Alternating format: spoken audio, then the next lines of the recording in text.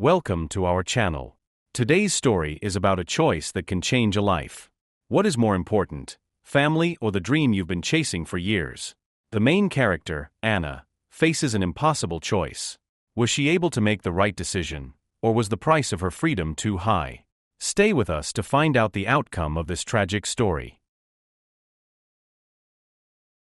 I remember that day as if it were yesterday. Everything around seemed so bright, so full of light. Sasha and I had been planning our big trip to Europe for a year. It was our dream, something that seemed almost unreachable. We saved money, set aside every spare penny, tried to find the best deals on tickets and hotels. Everything was meticulously planned.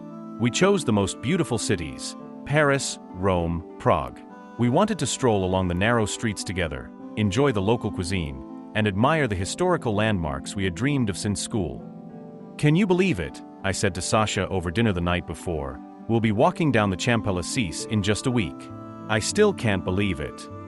Sasha smiled, lifting his eyes from the laptop where he was checking the final details of our bookings. "Everything will be great," he said with a confident smile. "We deserve this." This trip was supposed to be our first real chance to spend time alone. To get away from everyday worries, to leave behind work, the hustle, and the constantly tearing apart life. We had been through so much over the past few years, and now finally, we had a chance to relax a bit. But just as I was feeling truly happy, the phone rang. It was Ethan, my older brother, and something inside me tensed up immediately. His calls rarely brought good news. "Hey Anna," he started without even properly saying hello. "Listen, there's something." The tone of his voice was anxious, and I already knew something had happened. My brother never called just for no reason. Usually, his calls were tied to another problem he couldn't solve on his own. "I need your help," he continued, sighing heavily. "I've got a problem with my tooth. I urgently need surgery. Honestly, I don't know what to do." He was speaking quickly, incoherently, as if afraid I'd interrupt him. The gist was simple: he urgently needed money for treatment, a whopping $10,000. "Surgery," I repeated, feeling a rising sense of dread. "What happened? Is it serious?" "Yeah, it's a tooth infection. It's already spread to the gum, and if I don't have surgery, it'll get worse," Ethan replied. Panic was evident in his voice. "It's not fatal, but if I delay it, the consequences, well, they won't be very pleasant." I paused, processing his words. Of course, I was worried about my brother's health, but $10,000? I simply didn't have that. Everything Sasha and I had, we invested in this trip. Tickets, hotels, everything was already paid for. It was a sum we had saved with great effort. And now, with just a few days left before our dream came true, I was once again faced with a choice: family or my own desires. "Ethan, I understand it's tough, but I can't help you with that kind of money. Sasha and I have been saving for this trip for a year, and all the money is already spent," I tried to explain calmly, but I knew he wouldn't accept that. "What do you mean you can't? It's just a trip, Anna." Ethan's voice rose sharply, and I felt a cold knot form in my throat. "You're seriously putting your vacation above my health? This is family." I sighed. That had always been his favorite phrase: family comes first. But did he ever think that I had my own life too? Did he ever care about my problems the way I cared about his? "I can't cancel the trip, Ethan. We've paid for everything, and I just don't have extra money," I repeated, already feeling the conversation hitting a dead end. "Cancel it." Ethan wasn't about to give up. "Call the airline, ask for a refund on the tickets.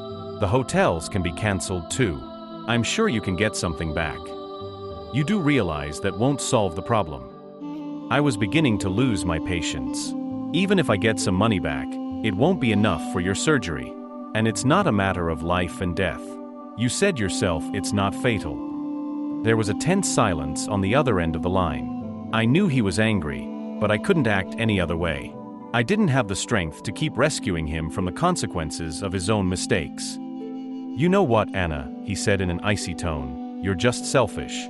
You only think about yourself, and I mean nothing to you." I sat in the chair, gripping the phone so tightly my knuckles turned white.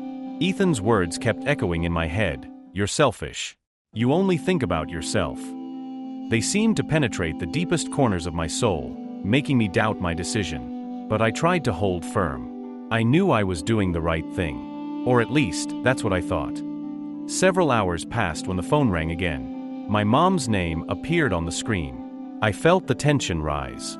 It was clear Ethan wasn't going to give up so easily, and now Mom had gotten involved.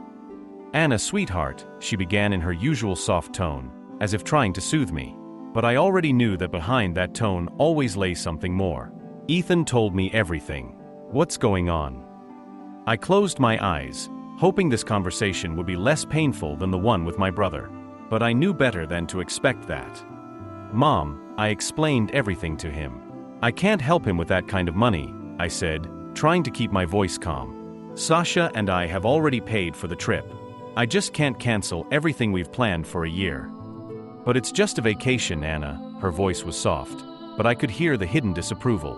"You can go later. Ethan needs help right now. You know we're family, and we need to support each other." That familiar lump formed in my throat again. The same words over and over, family support. As if that was the only thing that mattered. "Mom, I understand the situation is tough, but Ethan always ends up in these situations. Again and again, he makes mistakes, and every time I have to save him. It's not fair." Mom sighed. I knew it was hard for her to argue with that. Ethan had been her favorite since childhood. He always found ways out of difficult situations at the expense of others.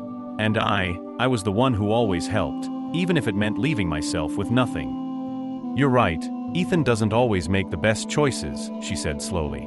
"But that doesn't mean you can leave him in trouble now. He's your brother, Anna. And family is what matters most. Wouldn't you feel at peace knowing he's suffering, and you could have helped?" Those words pierced me. I knew Mom was suffering too. It was hard for her to see her son in pain. But at the same time, I knew I couldn't help. It was a vicious cycle. "Mom, I really regret that I can't help him," I said, trying to hold back tears. "But I can't cancel my life every time Ethan makes a mistake." "But it's not entirely his fault," Mom gently objected. "He couldn't have predicted this illness. You have to understand that sometimes things happen in life that we can't control." I could already feel the tears welling up. Mom always knew how to press on the sorest points. "You'll understand when you become a mother," she added, Mom's words stuck in my head like sharp needles. "You'll understand when you become a mother." That was the most painful thing she could say. I had thought about becoming a mother more than once, but life turned out differently.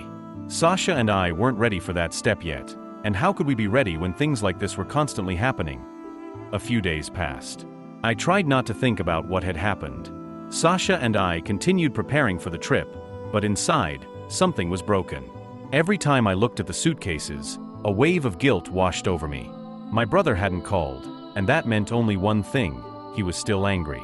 But worst of all, I couldn't get Mom's words out of my head. One night, sitting in the kitchen, drinking tea, and staring blankly at my phone, a new call came in. "Mom. Again."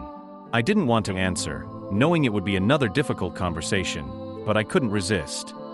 "Hi," I muttered, barely holding the phone to my ear. "Anna, have you spoken to Ethan?" Her voice was unusually stern. I knew that wasn't a good sign. "No, Mom. He hasn't called." "Of course he hasn't." Her voice suddenly rose. "He's upset with you. You didn't even offer him any help. How could you do that to your brother?" I remained silent. Every word from Mom felt like a whip lashing at me. The guilt I had tried so hard to suppress returned with even greater force. "I tried to explain to him that I just don't have that kind of money," I responded, trying to stay calm. "But you understand this isn't just my fault. He brought this situation upon himself with his decisions. Anna, you don't understand.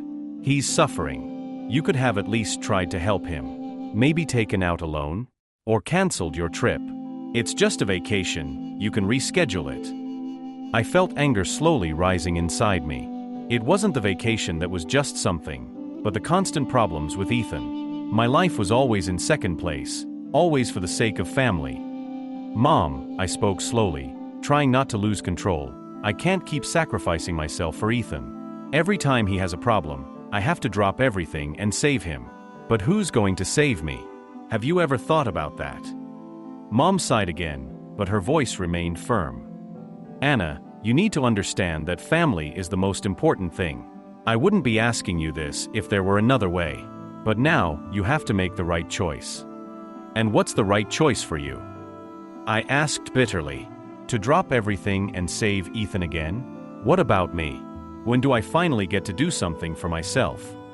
You don't understand, her voice softened, but remained just as stern. When you become a mother yourself, you'll realize that you have to sacrifice everything for your children and family. A few more days passed, and the tension only grew. I tried not to show my worries to Sasha, but inside, a storm was brewing. We had almost packed everything for the trip, but every little thing, every move, filled me with doubts. What if Mom was right? What if I really was selfish? Should I have sacrificed everything for my brother, like I had done so many times before? He was in trouble, and families should help each other. But hadn't I earned this trip? Didn't I deserve the right to live my own life?